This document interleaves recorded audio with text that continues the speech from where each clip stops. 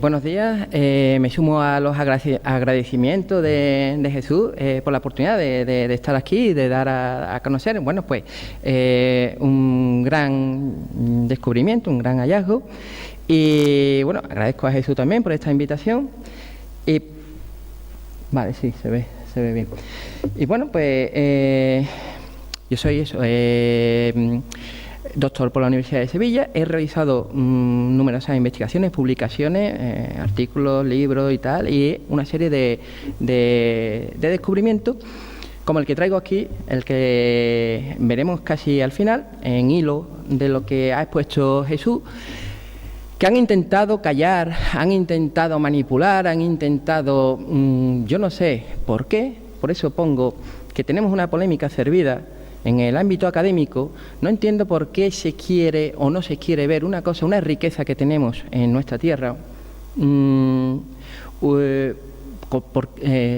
¿Cuál es el objeto, no? El objeto de no querer ver lo más evidente que son las pruebas físicas, las pruebas científicas, los hallazgos que se están haciendo y la valoración de los mismos. Voy a realizar primero una serie de una muestra que muchos de ustedes la conoceréis, pero por ese motivo no tiene por qué dejar de ser científico, sino tenemos que contemplarlo desde un punto de vista importante, y no solo por hablar de estos temas, pues tenemos que ser catalogados o puestos tal o salir fuera del ámbito académico. Esta imagen la conocéis perfectamente, han salido en muchos medios de difusión. Es lo que se cree que es el diseño de un avión en la antigüedad, en Egipto, precisamente de Saqqara, el ya denominado pájaro de Saqqara. Hay muchas hipótesis, dice, bueno, pues esto no puede ser un avión, se han hecho experimentos a nivel a escala y en realidad vuela, pero claro, como tiene la cara de un halcón, probablemente se digan que sea un juguete o que sea un exvoto, ¿no? No. Ahora empezamos desde ese punto de vista, ¿no? A decir, esto es un juguete, esto es un juego, esto es no es un avión, no es un modelo, porque evidentemente no volaba en aquella época, pero bueno, pues mantenemos ahí el misterio. Nos encontramos con esto que es lo que es. Ahí tenemos un objeto, unos 5.000 años de antigüedad, que es el disco del príncipe Saúl. Bueno, se ha estipulado mucho sobre si fuese incluso, bueno, estos personajes, Zacarías Sitchin y Erich von Däniken, que entre otros, que hablan de temas que no son habituales en el mundo académico porque lo llaman mitología, leyenda o cosas fuera de lo normal. Y bueno, y dicen, no, esto es el volante de una nave espacial. Dicen, sí, el volante. Bueno, Nacho Ares, más centrado un poco en con los pies en la Tierra, dentro de esa nave espacial, pues dice, no, esto puede ser la base de un candelabro. Bueno, puede tener numerosas funciones, puede ser incluso, no sé, parte de algún mecanismo de algún sistema hidráulico. ¿Por qué? Porque cuando hablamos de la antigüedad tenemos que ver que sí estaban avanzados, que no éramos en la península ibérica o en el mundo, en la época calcolítica hace 5.000 años, tal y cual. No estaban en taparrabos, como se suele decir. No, era una sociedad organizada bastante importante. Sigo con Egipto y aquí vemos materiales que podían trabajar, que podían tratar, como la daga de Tutankamón o el pectoral, ¿no? Con unos materiales extraídos de meteoritos, ¿no? Supuestamente, ¿no? Porque si no se oxida, no se... pero claro, todo lo que caía del cielo parte de la divinidad. Había que tenerlo en cuenta también relacionado con el mundo de la divinidad. Más pruebas de una arqueología prohibida, una arqueología que oculta. Aquí tenemos el huevo de avestruz de Nubia. Está datado de una antigüedad de unos 7.000 años, con una representación de unas supuestas pirámides, mucho antes de que lo que la arqueología comúnmente nos dice que se construyeron las pirámides. Entre otras representaciones, tenemos el huevo de avestruz aquí. Bueno, pues ahí hay unas pirámides. Las calaveras, las famosas calaveras de cristal, se han hecho películas y tal. Claro, dice, no, eso es una falsificación del siglo XIX. Bueno, pues así queda la etiqueta del museo. Pero se ha estudiado la calavera esa y tiene una cantidad de detalles bastante importante, como para conocerse en la antigüedad o en el siglo XIX, que debía de ser, que supera la ciencia médica de este momento. El vaso de Licurgo que vemos aquí, ¿eso qué es lo que es? ¿O con qué material está hecho? Ahí pongo, entre comillas, en interrogatorio, nanotecnología. No sé si lo conocéis, pero ahí ese material reacciona a un líquido vertido, se pone rojo, verde o azul. Claro, lo podrían utilizar para, como han dicho otros autores, para en tiempos de esos magnicidios que había, pues evitar que un emperador tal o cual romano fuese envenenado. Entonces, si le echa un líquido y se pone rojo, pues es peligro. Si se pone verde, el semáforo para adelante, claro. Pero ¿cómo está hecho? ¿O cuál es ese material que los geólogos no saben todavía exactamente determinar, ¿no? Que es la tecnología que cambia de color. Probablemente tenga una explicación, pero no las quieren decir hasta el momento o no saben decirla. Tenemos aquí las primeras gafas, las lentes de Nimrud, mesopotámicas. Tengo unas gafas ya, cuando por lo general se cree que esas gafas fueron las primeras gafas están constatadas casi desde la Edad Media.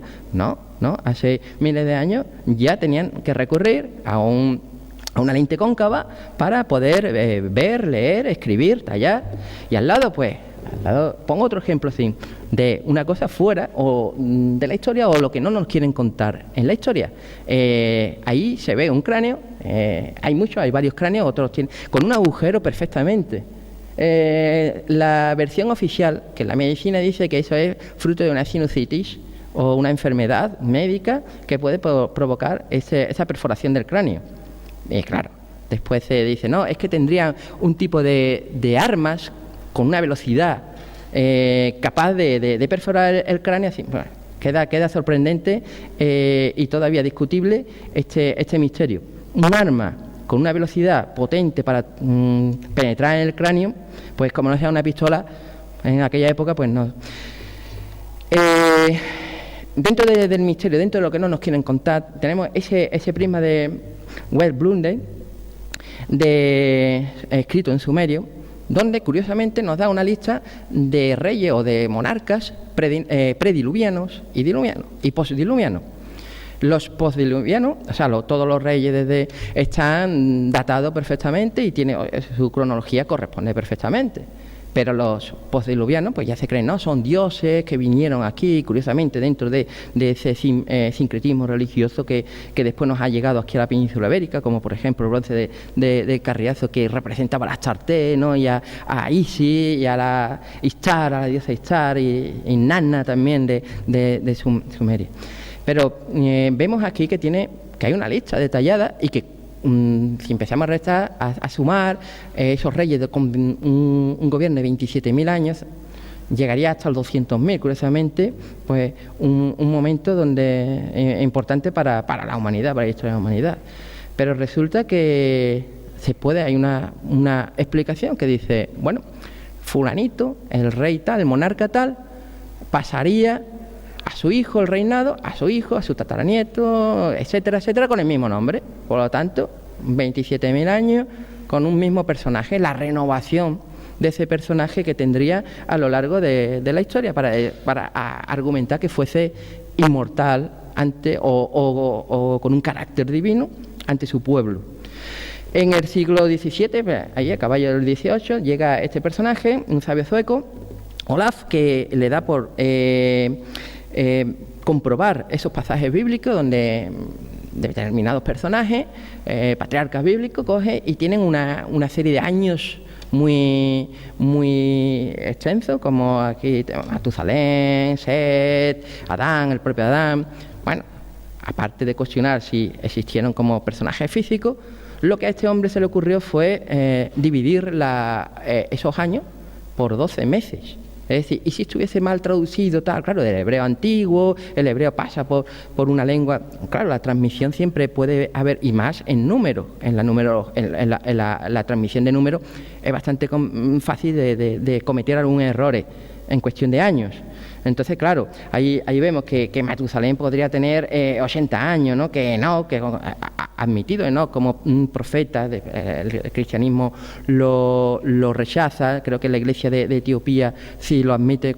En cristianismo ya lo tiene como ahí como el libro de Enoc como un apócrifo, pero bueno, da muchas versiones. Es otro personaje que aparece aquí con unos 75 años, podría ser, si le aplicamos esa división de 12. Pero la comunidad científica pues se quiere mantener en un personaje ficticio donde o referencia que se cuestiona la existencia, pero se mantienen esos 900 años y después se preguntan por qué.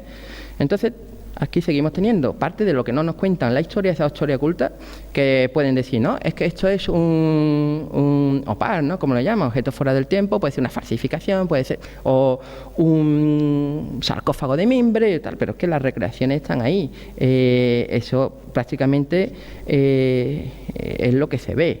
Eso es, ahí en todas reglas, un objeto, una nave con unos propulsores detrás.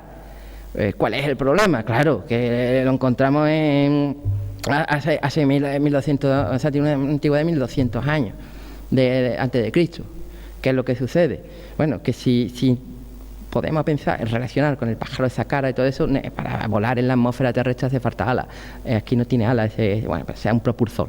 Pero entonces también nos encontramos con esto, en la otra parte del mundo, el famoso astronauta de Palenque.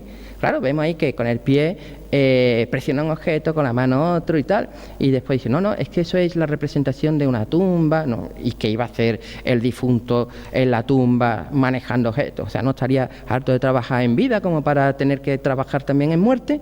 Pero ahora lo más importante lo vamos a encontrar aquí en este papiro, también relacionado todo con el mundo egipcio.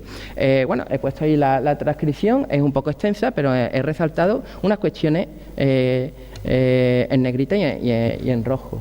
Curiosamente, esto no se da a conocer en los estudios de egiptología para nada, ¿no? Es una falsificación. ¿Por qué? Bueno, ahí habla perfectamente de objetos en el cielo, objetos circulares en el cielo con una luz y tal. Los escribas se tiraron al suelo asustados. El faraón mandó a analizar a esas personas por si estaban enfermas, pero los objetos se volvieron cotidianos en los cielos egipcios hasta que bueno, y además con una supuesta nave espacial, por ahí denominan estación, que puede ser una traducción, una interpretación de la traducción, una supuesta nave nodriza donde los demás se metían. Y estamos hablando de luces, ¿no? Y ahora al final pues se desplazan hacia el sur y desaparecen.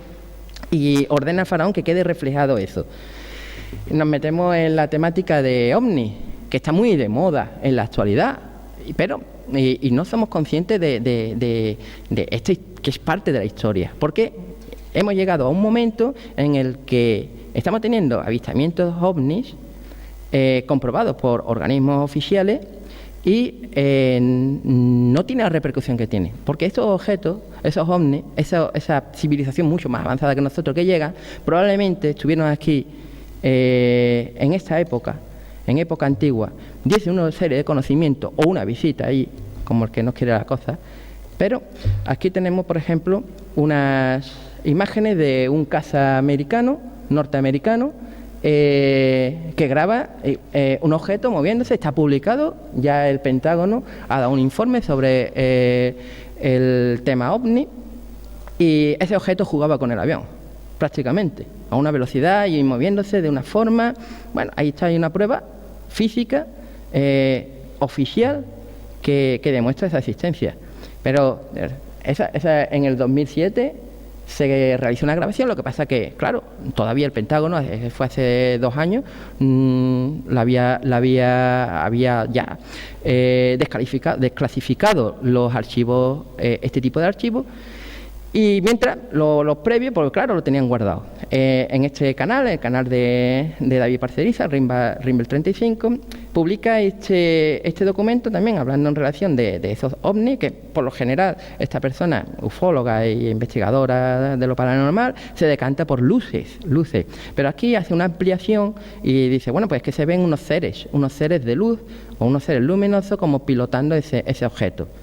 Bueno, eso estaría digamos que nadie es consciente de eso hoy día, no ha tomado la repercusión que se tiene de esa visita de una civilización más avanzada, pero claro, como dijo Stephen Hawking, es mejor que no vengan aquí la civilización avanzada, porque ¿qué es lo que hace una civilización superior respecto a otra inferior? Pues lo que nosotros hemos hecho en América o lo que hemos podido hacer, vamos, en todos los imperios, ¿no? Destruir a la inferior o someterla. Entonces mejor que no venga. Pero ahí si no es ese el caso, o sea, si la maldad es solamente humana y ellos están más que vienen a controlarnos y ayudar, bueno, pero está queda demostrado o justificado el por qué hacían esas tallas, esos papiros, porque lo escribían y tal. Y nadie quiere verlo. Bueno, pues aquí encontramos el famoso mapa del Piri Rey, con una cronología supuestamente posterior de 1507 o 14 antes de... Pero ahí se ve la costa perfecta del continente americano. Claro, ese mapa dijo, hay una de las leyendas que se dice que lo estudió, o sea, que cayó en manos de Colón para llegar a América. Sí, pero claro, si es del 1500 y pico, porque lo tiene Colón, que supuestamente conoció América. Que hay que hacer bastantes paréntesis o entrecomillados sobre lo de Colón. Previamente a este mapa. Es otro de los problemas y de lo que no nos quieren contar la historia esa historia oculta, como el mapa de Finlandia. Y hay muchos mapas que no se muestran a nivel de académico, ¿no? Que simplemente es mitología. Aquí tenemos el mecanismo de Antikythera, que también parece ser un astrolabio, ¿no? Un mecanismo de navegación, pero en aquella época, cuando bueno, ahí está la... Entre todas estas cosas, bueno, podemos poner muchos ejemplos. Como por ejemplo las líneas de Nazca, huellas de dinosaurios con animales. Dice, no, siempre son, o sea, con personas, humanos de los gigantes, que curiosamente están en todas las civilizaciones del mundo, la presencia de gigantes que fueron destruidos por un gran diluvio, maremoto, hecatombe marino, que está relacionado simplemente, más o menos, en una fecha donde se dieron todos esos acontecimientos que estamos tratando y estamos investigando. Poner en relación en todas partes del mundo una subida a nivel de agua para destruir a esos gigantes. ¿Acaso no sabían nadar? ¿No tenían la navegación con mecanismos como este? Bueno, nada, voy a ir pasando rápido porque ahora viene el descubrimiento que pone en relación estas pirámides de las que ha hablado Jesús y nuestra aportación y lo que se ha querido ocultar y callar a día de hoy. Ahí la tenemos. Tenemos una pirámide en Carmona. En realidad tenemos 7 pirámides. Yo catalogué 6. Estudié están publicadas en la Universidad de Costa Rica. Cuando una de las veces que fuimos descubrimos la séptima, la ubicación de la séptima, que hace falta un poco de localizarla, o sea, de complementarla en el estudio anterior, pero ahí lo que estamos viendo es una peculiar pirámide que la tenemos aquí cerquita, en Península Ibérica, en Carmona, y no está catalogada en ningún registro, ni en carta arqueológica, carta de riesgo, ni en el PGO de Carmona. Esa es la finca donde se ubica. Claro, la simbología, el número 7 pirámides. Tenemos 5 cuerpos descubiertos, pero probablemente no se descarta 7, como el Sigurat de Mesopotamia. 7, relacionado con los 7 colores que se conocían en el momento. De hecho, el negro era el que se pintaba el cuerpo de abajo, el color plata el de arriba, representando a la luna, a las divinidades, ¿no? 7 notas musicales, los 7 pasillos del laberinto en el que un alma tras morir debía de recorrer y antes de llegar al centro de todo, donde sería juzgado por la divinidad. El número 7 es muy importante. Vemos 7 también en las estelas de los guerreros, 7 en los círculos concéntricos de las estelas de los guerreros, de los escudos, algunos escudos, otros hay que interpretarlo desde otro punto de vista. Y bueno, esta tiene una cronología orientalizante, que es lo habitual que se suele poner en la universidad. Yo he hecho un primer balance de datarlo, digamos, de época tartésica. Y bueno, después veremos la polémica que ha habido con este asunto. Esa es la localización entre el Viso del Alcó, para los que no conozcáis, el Viso del Alcó y Carmona, pues a la altura de donde está la señalización de la carretera, es donde estaría el cortijo con eso. Lo podéis comprobar ahora mismo si con el propio Google Maps podéis hacer un zoom en esta zona y vais a ver el área completo de esas pirámides, de la cual se conserva la principal, la foto que he puesto al principio, la fotografía que he puesto, y el resto de las 7, pues, de las demás, pues están bastante destruidas. Están dispuestas de forma, claro, circular o espiral, hasta que no se haga un estudio en profundidad. No se va a determinar si había más, que probablemente está todo muy expoliado.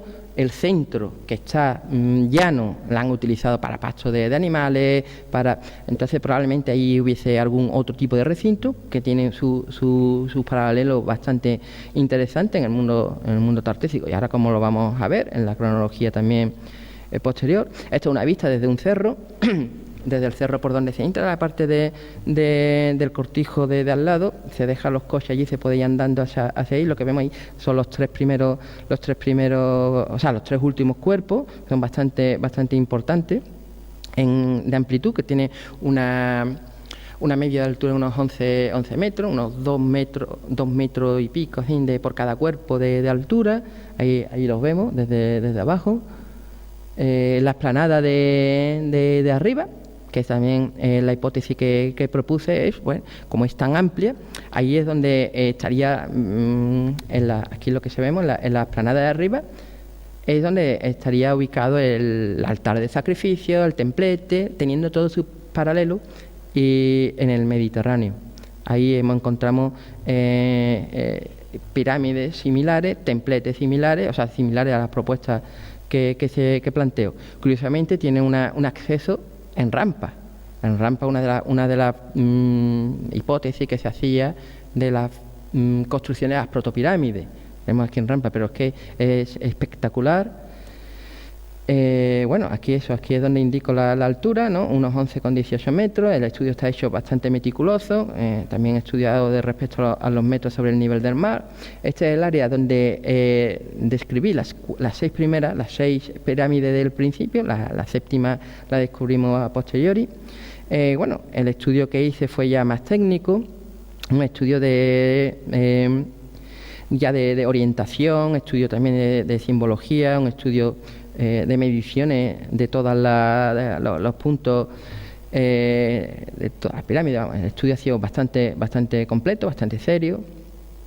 Aquí tenéis cada uno de los lados, las medidas de cada uno de los lados, el perfil, la altura. Claro, por eso digo que probablemente tenga un par de cuerpos más enterrados en la tierra. Hasta que no se excaven no se puede admitir definitivamente, pero claro, la colmatación hace que tenga ese resultado, las medidas en completo. Un levantamiento que realicé en 3D, un poco así para que se vea, que tenga una idea también de la profundidad y del volumen. El resto de restos que quedaban de pirámides, todo muy destruido, expoliado, es decir, expoliado con máquinas. El dueño de la tierra, pues ahí los reventaba, pues para lo que entendemos, ¿no? Si hay algo que no está catalogado y se empieza a dar a conocer, pues la ley del patrimonio histórico andaluz, en ese caso, pues le obligaría a proteger el yacimiento. Y claro, nadie quiere soltar dinero, pero es que si suelta dinero y lo musealiza, podéis sacar una rentabilidad o pedir subvenciones, pero lo que no debe hacer es destruirlo o engañarnos, pretender engañarnos y pretender manipular la historia. La talla, bueno, respecto a la talla, aquí está allí sobre el terreno, se ve está hecho sobre la roca madre, se ve la huella de los útiles, por eso me llevó a pensar un poco en buscar esos paralelos tartésicos, en esa cronología aproximadamente que estaría en torno al 6. Bueno, y después el estudio más posterior evidenciaba que había una ocupación continua desde el Calcolítico en una zona religiosa sobre religiosa, que es habitualmente zona funeraria, pasaba la Vía Augusta cerca. Y lo que me extrañó a mí es que no estuviese eso constatado en ninguna carta arqueológica, ni desde Bonzor, ni desde Fernando Amores en la actualidad, ni desde nadie. Nadie ha constatado esa pirámide, y hay que preguntarse por qué. Tenemos aquí una serie de paralelos que realicé. Bueno, aquí podemos ver una recreación de Canchorrano, pero bueno, es complejo, que podría encontrarse o relacionarse con nuestra pirámide. Pero claro, hay mucho más paralelos en Portugal, en Siria, en la costa siro-palestina. Es curioso porque hay constatado materiales calcolíticos similares a los de Valenciano. No sé si lo dijeron ayer, Tomás, no sé si sacó esa, pero la relación de materiales iguales con un bronce, digamos un cobre, con una aleación primitiva, pero ya había punta de flecha, materiales que están estudiados y bueno, es parte de una investigación que llevamos también. O más paralelos que tenemos, como pirámide escalonada. Bueno, sabemos, todo el mundo conocemos la pirámide escalonada de las pirámides egipcias, de Saqqara y tal, pero claro, es que tenemos aquí otra, esta pirámide en Tenerife. Claro, esta está hecha con mampostería, la nuestra está ya, pero como está tan expoliada, han reutilizado los cascotes, por lo que estaría descubierta, y por lo tanto no sería escalonada, sino sería una protopirámide, digamos, y se han llevado los cascotes para hacer construcciones recientes. Pues no lo sabemos, habría que estar allí y habría que hacer estudios más serios. Y claro, otros grandes ejemplos los vemos sobre todo los sigurats de Mesopotamia, ¿no? Por ejemplo, en paralelo, conforme a esas rampas, ¿no? tan extrañas, ¿no? que vemos. Pirámides, pues la encontramos en muchas partes del mundo y se habla muy poco. Simplemente las más conocidas son las de Egipto, pero se habla muy poco del resto de las pirámides, en México, ¿no? Y ahora hay aquí hipótesis que están puestas de alguna forma con pirámides. Me llamó la atención este dibujo, que claro, contemplaban una serie de rampas, y ahora yo me pregunto, ¿y si lo que tenemos fuese una pirámide inacabada? Pero claro, serían 7 pirámides inacabadas, curioso. O las que estarían acabadas, y esa sería la estructura interna que quedaría de la pirámide, que ha sido expoliada y son los restos que quedan, los que hemos visto ahí de la pirámide. Más ejemplos, más paralelos. No me voy a detener mucho en eso porque hay mucho texto, pero es a lo que voy. Hay bastante problemática en esa historia oculta, porque primero aquí no está, como he comenzado, no está registrado ni en el PEGO, ni en carta arqueológica, ni en carta de riesgo, hasta mi aportación, que está publicada en la revista Estudio de Costa Rica. Pero lo curioso y la polémica es que, una vez sabiendo la universidad este hallazgo, pretenden indicar que eso es ahí viene la gracia, que eso es un capricho del dueño de las tierras de querer hacer una pirámide. Y el dueño de las tierras se refería a una, no a las 6. Y bueno, y hablando con unos expertos, nos dicen, no, el que quiera hacer esto costaría maquinaria, mano de obra, 70.000 euros. ¿Ese es un capricho de 70.000 euros? ¿Para dejarlo abandonado con matojos y con...? No. Esa es la versión que han dado. ¿Por qué motivo? No entiendo el motivo, no entendemos el motivo de no querer aceptar una historia que tenemos aquí, que es bastante importante, que puede vincular, y vincula de hecho, a todos los puntos del Mediterráneo. Ese contacto con Egipto lo vincula desde aquí, y sin embargo la universidad calla. Al menos en Costa Rica han querido dar el paso ese, aceptar este artículo, publicar este artículo, intentar divulgarlo, pero donde tenemos la riqueza, aquí en Sevilla, mira hacia otro lado. Es una lástima. Bueno, pues espero que os haya gustado Muchas gracias por su tiempo.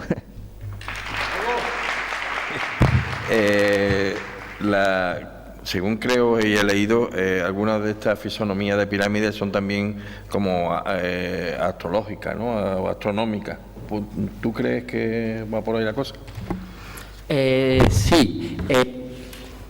En la antigüedad, en Mesopotamia, se conocían 80 constelaciones. Es decir, en aquella época eran buenos astrónomos y conocían ya las constelaciones.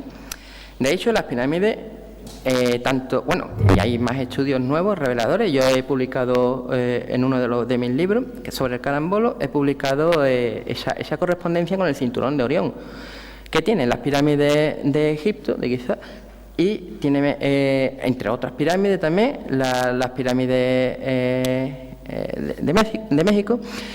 Curiosamente, 3 ciudades de aquí, o sea, 3 núcleos urbanos del momento, vinculados con las estrellas, estaban orientados como el cinturón de Orión. Pero es que en Mesopotamia nos encontramos Ur y Lagash, 3 ciudades orientadas como el cinturón de Orión.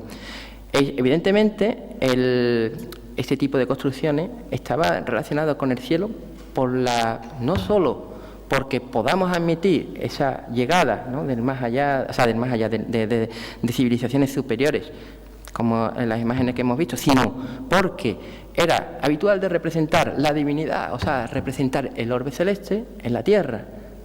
Entonces, claro, que era lo mejor, ¿no? Primero, tener contentos a los dioses, esos dioses supuestamente luces o supuestamente venidos del cielo, tenerlo contento y plasmarlo en la tierra. De hecho, esa idea se transmitió con el tiempo.